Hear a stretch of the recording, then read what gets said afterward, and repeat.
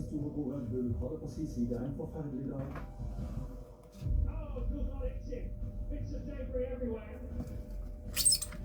Vi kan nesten at han ikke holder følge, men Raikkonen og Hamilton var alt for langt.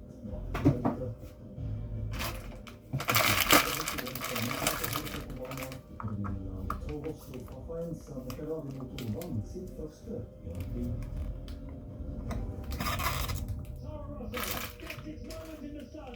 Sebastian Vettel is a Grand Prix winner for the first time. He's the youngest ever, and that's one of the greatest things I've ever seen in Grand Prix racing.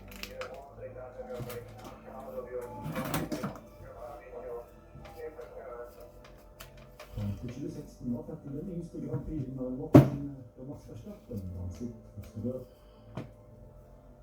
I 2020 vant Toro Rosso igjen på Monza, og Pierre Gasly slo alle under det nye lagnavnet som Ferrari.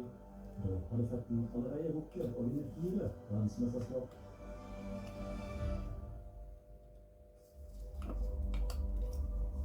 Ja, det der var i 2008. Nå skriver vi 2022, og Vettel kjører sin siste sesong.